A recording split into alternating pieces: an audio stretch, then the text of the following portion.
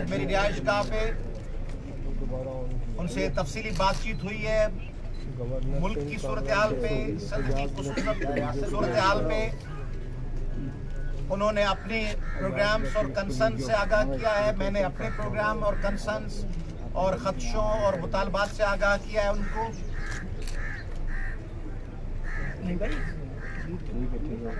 ये हमारा मुल्क है और ये हमारा सूबा है। इस मुल्क और सूबे की बेहतरी का तकाजा है कि सिंध के तमाम स्टेक होल्डर्स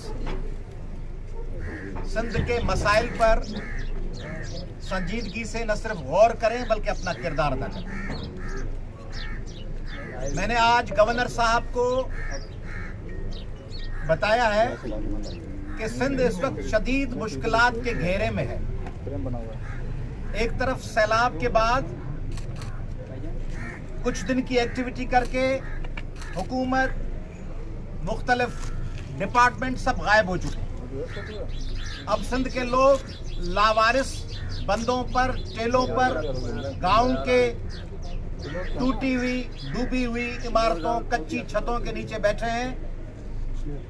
कोई उनका पुरसान हाल नहीं है। डेंगू है, मच्छर है, मलेरिया है, टाइफाइड है। हमारी माएं, हमारी बच्चे भूखे हैं,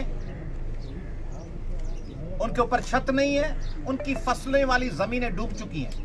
आप समझ रहे हैं, रोजगार का ठेला किसी का छीन लिया जाए, उसको कहा जाए कि अब तुम जाओ जो करो, उसी ठेले पे उसका रोजगार था। तो ये जमीन उनका रोजगार था जो डूबी हुई है। गंदुम, गन्ना, कपास, सारियां यानी चावल, उनकी फसलें काफी वक्त तक 60% एग्रीकल्चरल लैंड पर नहीं हो सकेंगी।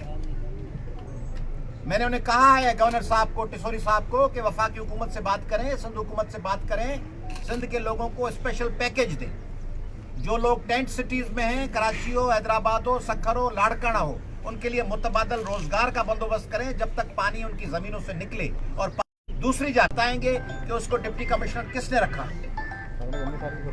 उसका गारंटियर कौन, चेक एंड बैलेंस क्यों नहीं हुआ, पैसे कैसे खा गया, क्यों है, वहां के MNAs, MPs वो क्यों लाताल्लुक हैं कि उनके अजला में पैसे खाए गए।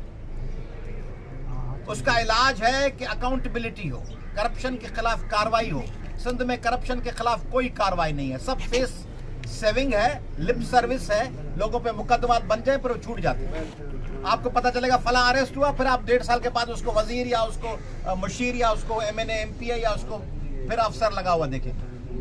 तो करप्शन के खिलाफ कार्रवाई वो जेन्युइन होती तो दूसरे लोग डरते। सिंध में डर खत्म हो गया है करप्शन के खिलाफ कार्रवाई न होने की वजह से। एक और अहम इशू जिस पे मैंने गवर्नर साहब को गुजारिश की है कि आप बात करें वफाकी हुकूमत से और नादरा से कि इलीगल इमिग्रेंट्स सारे पाकिस्तान में जहां इलीगल इमिग्रेंट्स हैं उनको भेज दिया जाता है सिंध मुल्क के यौम आज़ादी पर। उसके शहर, उसकी गलियां, कराची की दूसरे मुल्क के झंडों से झंडे झूल रहे थे। वहां पे पाकिस्तान का झंडा नहीं था, दूसरे मुल्क के झंडे थे जो हिलाए जा रहे थे। उन इलीगल इमिग्रेंट्स के खिलाफ वफाकी हुकूमत और सूबाई हुकूमत क्या कार्रवाई कर रही। पिछले दिनों मच्छर कॉलोनी में 2 नौजवानों को बेदर्दी से कत्ल कर दिया गया, पत्थर मारकर, डंडे मारकर। उस पर क्या कार्रवाई की सिंध हुकूमत ने या वफाकी इन्वेस्टिगेशन एजेंसीज ने, कैसे हुआ, FIA ने क्या किया, सिंध पुलिस ने क्या किया, रेंजर्स ने क्या किया, सिंध के हुक्मरानों ने क्या किया। इन तमाम मामलों पे गवर्नर साहब को गुजारिश की है कि वो अपना रोल प्ले करें। मैंने उन्हें कहा है कि आप फ्लड अफेक्टेड इलाकों में जाएं, वफाक से सिंध के नौजवानों के लिए, तालिब इल्मों के लिए पैकेज लें। वफाक को कहें, हम वो बातें नहीं करते कि बाहर पब्लिक कंजम्पशन के लिए कुछ और बोलें, अंदर कुछ और बोलें। जो अंदर बोला गया है वो आपको बाहर बता रहा हूं। मैंने इन्हें गुजारिश की है कि वफाकी हुकूमत से बात करें, सिंध को अपने रिसोर्सेज का ड्यू शेयर मिले। सिंध को पहले डुबोया जाता है, फिर सुखाया जाता है। सिंध को अपने हिस्से का पानी दें, सिंध को अपने हिस्से की बिजली दें, सिंध को अपने हिस्से की गैस दें, पेट्रोल दें, कोयला दें। सिंध को ड्यू शेयर दें। सिंध के लोगों को ये आप पैगाम मत दें, वफाकी हुकूमत और सिंध हुकूमत। सिंध असेंबली कौन सी कानून साजी करती है सिंध के मामलात पर? सिंध की एग्रीकल्चर तबाह कर दी है सिंध हुकूमत ने, सिंध की हेल्थ तबाह है, सिंध की एजुकेशन तबाह है, सिंध का गवर्नेंस तबाह है। उससे क्यों वफाकी इदारे, उससे क्यों पाकिस्तान की पार्लियामेंट और सेनेट ला ताल्लुक हैं, उस पर अपना किरदार अदा करें। और मैं गवर्नर साहब से पुरुमीद हूँ। मैंने उनको बताया कि इसी ड्राइंग रूम में मैंने उन्हें बताया कि इसी जगह जहाँ बैठे हैं यहाँ इमरान खान साहब बैठे थे। आप सब हैदराबाद के सहाफियों को याद है। फिर आपको याद है कि इसी सोफा पे मियां नवाज शरीफ साहब बैठे थे और गौस अली शाह साहब और ममनून हुसैन साहब और साद रफीक साहब। फिर उसी सोफा पे आप सब ने कवर किया, मैं और इमरान इस्माइल साहब मीडिया ब्रीफिंग दे रहे थे। तो इन सब दोस्तों को गुजारिश की, फिर पीपल्स पार्टी के वुज़रा साहबान थे, निसार खोड़ो साहब, ताज हैदर साहब और तमाम, उन सबसे सिंध के लोगों की तरफ से मैं गुजारिश कर रहा हूं कि आप सिंध को एडहाक बुनियादों पे न डील करें। ठीक है, हमने बात कर ली, अब सिंध के लोग जाने। सिंध के लोगों को पनिशमेंट ये देती है तमाम लोग कि भाई तुमने इनको वोट दिया है। भाई आपको पता है कि वडेरा शाही है, जागीरदार शाही है, लोगों से जबरन वोट लिए जाते हैं, लोगों को बंधवाया जाता है, लोगों को गिरफ्तार करके उनको दबाकर उनसे वोट लिए जाते हैं। अब क्या आप पाकिस्तान के लोग उनको मरने देंगे कि क्योंकि तुम्हारा ये कसूर है इसलिए मरो, तबाह हो जाओ, डूबो, बर्बाद हो? हम लाताल्लुक हैं, जैसे वफाकी हुकूमतें 10-15 साल से लाताल्लुक है। इसलिए बड़ी मस्बत बातचीत हुई है। मैं उम्मीद करता हूं कि सिंध के इन तमाम मसाइल पर अभी मुझे इतला मिली है कि इस्लामाबाद के इंटरनेशनल इस्लामिक यूनिवर्सिटी में सिंध के तालिब इल्मों पे हमला हुआ है, उनको बंद किया गया है। कुछ इंतहा पसंद लोगों ने उनको बंद करके उन पर तशद्दुद किया है। तो सिंध के लोगों के, जहां भी सिंध के बाशिंदे हों, सिंध में बसने वाले सिंधी और उर्दू बोलने वाले आपस में भाई हैं। सिंध में परमानेंट जो भी मुस्तकिल सिंध के शहरी हैं वो आपस में भाई हैं, आपस में उनका ताल्लुक है डिकेड्स का। हम सबको मिलकर आवाज बुलंद करनी है सिंध के तमाम लोगों के लिए। मैं गवर्नर साहब से अभी ये भी गुजारिश कर रहा हूं आपके सामने कि सिंध में जितनी भी माइनॉरिटीज हैं, सिंध की अकलियतों के लिए, हमारे क्रिश्चियन भाई, हमारे हिंदू भाई, हमारे पारसी भाई, हमारे सिख भाई, उनकी भी वफाकी हुकूमत और सिंध हुकूमत आवाज बने। सिंध की खवातीन के खिलाफ जो ज्यादतियां हो रही हैं, बच्चियों का अगवा, बच्चियों का फोर्स्ड कन्वर्जन, बच्चियों की जबरी शादी, कबायली जरगा सिस्टम, कारोकारी, वट्टा सट्टा, बदो, इन तमाम चीजों पर पॉलिसी बनाई जाए। और सिंध असेंबली को गवर्नर साहब कहें, सिंध के वजीर आला साहब को कहें, आसिफ अली जरदारी साहब से मिलकर, अभी इनकी पिछले दिनों मुलाकात हुई है, बिलावल भुट्टो साहब से मिलें, आसिफ जरदारी साहब से मिलें, पीर साहब पगारा से मिलें। इन तमाम लोगों से ये कहें कि सिंध को, सिंध के आम किसानों और मजदूरों के लिए, सिंध की खवातीन के लिए, सिंध की अकलियतों के लिए और सिंध के तमाम लोगों के लिए एक ऐसी सरजमीन बनाएं जो पाकिस्तान के 90% वसाइल रखती है, उस सरजमीन के लोग खुशहाल। शुक्रिया जी। बिस्मिल्लाहिर्रहमानिर्रहीम। आज मैं अयाज लतीफ़ बलीजो साहब के पास उनकी रिहाइश गाह हाजिर हुआ हूँ। मैं ये समझता हूँ कि जितनी बातें अयाज भाई ने की हैं, मैं अभी ये इनको बता रहा था कि आपने ये बताया कि इमरान खान साहब भी यहाँ बैठ कर गए, गवर्नर इस्माइल भी बैठ कर गए। मैंने कहा फिर थोड़े दिन बाद आप ये कहेंगे कि यहाँ गवर्नर सिंध कामरान डिसोरी भी बैठ कर गए, लेकिन जो मसाइल हैं वो वहीं के वहीं मौजूद हैं। लेकिन इनका शुक्रिया कि इन्होंने मुझे उसके जवाब में ये कहा कि इनको लगता है कि इस बार ऐसा नहीं होगा और मैं कुछ करूँगा। अब मुझे नहीं पता कि उसकी वजह कहीं इन्होंने इमरान खान साहब का वो बात ना सुन ली हो कि उन्होंने कहा सिंध में एक मौला जट आ गया है और वो कुछ ना कुछ ज़रूर करेगा इंशाल्लाह। तो मैं आपका शुक्रिया अदा करता हूँ कि आपने इज़्ज़त अफ़ज़ाई दी। बातें तो कमोबेश वही हैं जो हम सब हिजरत के बाद से आज तक सुन रहे हैं, मसाइल भी वही और मेरे ख्याल से बढ़ गए हैं। सिंध में रहने वाला हर मज़लूम सिंधी भाई उसी तरह से परेशान है जिस तरह पूरा पाकिस्तान परेशान है। लेकिन हमें इन सब बातों का हल ढूंढना है। हमने वक्त ज़ाया किया इल्ज़ाम तराशियों में। हम सब का वही मंशूर है सियासी पार्टियों का जो कि अयाज भाई ने बताया। सिर्फ फ़र्क है उस पर अमल करने का, उसकी इरादा करने का। तो अल्लाह ताला ने मुझे इस मनसब पर बिठाया 12 रबीउल अव्वल वाले दिन, तो میں اللہ تعالیٰ سے یہ دعا کرتا ہوں کہ ایک کام جو اس کے لیے میں نکلا ہوں اور اسی وجہ سے آج شاید میں ایاز بھائی کے پاس ہوں، اور وہ پہلا کام یہ میں کر رہا ہوں کہ لوگوں کے درمیان محبت پیدا کر سکیں، ہم آہنگی پیدا کر سکیں۔ ہم جس طرح سیلاب میں بہہ گئے اسی طرح ہم لوگوں سے دوریوں میں بھی دور ہو گئے۔ ایسا لگتا ہے کہ ہم بہت دور بہہ گئے ایک دوسرے سے، ہم ایک دوسرے کو برداشت نہیں کر سکتے، ہم ایک دوسرے کی صحیح بات بھی نہیں سنتے، اور ہم لوگوں کے مسائل چھوڑ کے یا ہمارے پاس جو اللہ نے وسائل دیے ان کو بھی چھوڑ کے ہم صرف ایک دوسرے پر تنقید میں لگ چکے ہیں، ایک دوسرے کو نیچا دکھانے میں لگ چکے ہیں، اور ہم یہ بھول گئے کہ ان سب چیزوں میں جو چیز مائنس ہو گئی ہے وہ عوام کے وہ مسائل ہیں جس کو شاید ہم حل کرنے نکلے تھے، لیکن ہم ذاتی مسائلوں اور ذاتی تنقید میں پھنس چکے ہیں۔ میں زیادہ بات نہیں کروں گا، صرف یہ بتاؤں گا کہ انشاءاللہ تعالی جس طرح ایاز بھائی نے بتایا کہ میں سب سے ملا ہوں، اور ملنے کا مقصد یہی ہے کہ ایک دوسروں کے درمیان محبت قائم ہو، اور پھر ہم سب ایک پیج پر آ کر جو مسائل ایاز بھائی نے بتائے ہیں میں یہاں نہیں دہراؤں گا، ان سب کا حل تلاش کریں۔ ہمیں حل چاہیے۔ اب نئی نسل پوچھ رہی ہے کہ 70 سال کے بعد کیا کھویا اور کیا پایا، تو میں سمجھتا ہوں کھویا ہی کھویا ہے۔ اب انشاءاللہ تعالی ہم سب مل کر اس پورے پاکستان کے لیے اور اس صوبے کے لیے بحیثیت گورنر سندھ میں یہ سمجھتا ہوں کہ اب وہ ٹائم آ چکا ہے کہ ہم نے اب الزام تراشی نہیں کرنا، ہم نے الزام تراشی کر کے ٹائم ضائع نہیں کرنا، ہمیں چیزوں کا حل چاہیے۔ اگر الیکٹریسٹی نہیں آ رہی تو الیکٹریسٹی لینی ہے، چھین کر لینی ہے۔ ہم نے ارباب اختیار کو یہ بتانا ہے کہ ہمیں یہ چاہیے، کو کہ سندھ حکومت سیلاب زادگان کے لیے اچھا بڑا کام کر رہی ہے، میں اس کا خود شاہد ہوں۔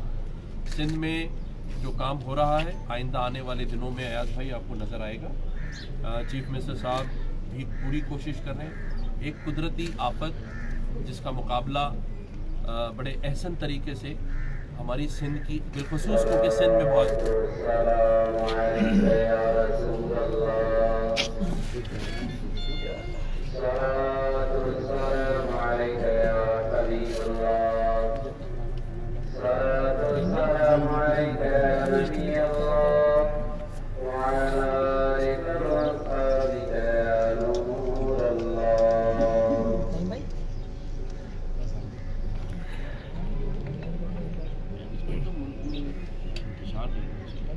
یہ وقت سیاست کا طریق ہے، ایک سو ملک بچانے کا وقت ہے بھائی، الیکشن ٹائم پہ ہونے چاہیے جو بنے، اس وقت سیاست کا طریق ہے، ایک سو ملک بچانے کا ٹائم۔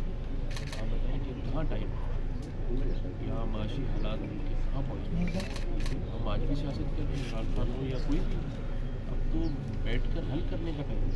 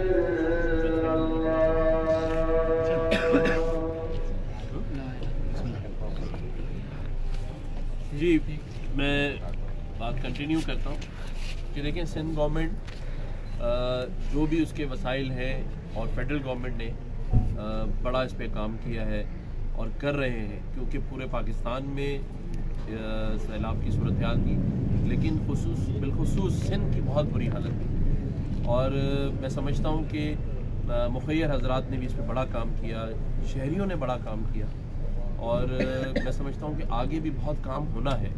یہ بات ایاز بھائی کی ٹھیک ہے کہ ہمیں انہیں بھولنا نہیں ہے، ہمیں ہر لیول پر ان کا خیال کرنا ہے، گورنمنٹ کو بھی کرنا ہے، سندھ گورنمنٹ بھی کرے گی، فیڈرل گورنمنٹ بھی کرے گی، اور ہمارے ہمسایہ ممالک نے بھی اس پر بڑی ہماری مدد کی ہے۔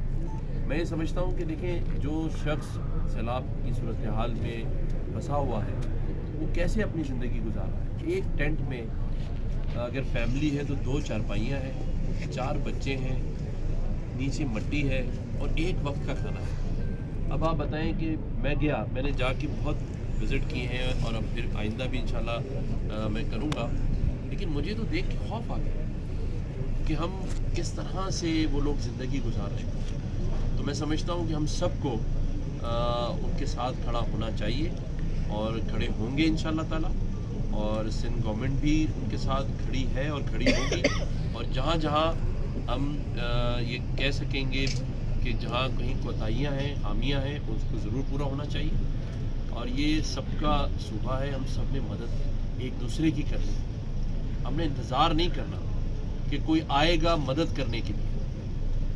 60 سالوں میں سوائے تنقید کے ملا کیا ہے صوبے کو؟ سندھ صوفیاؤں کی دھرتی، آج جس شہر میں بیٹھا ہوں حیدرآباد، تاریخی شہر ہے، کیا کمی ہے اس شہر میں؟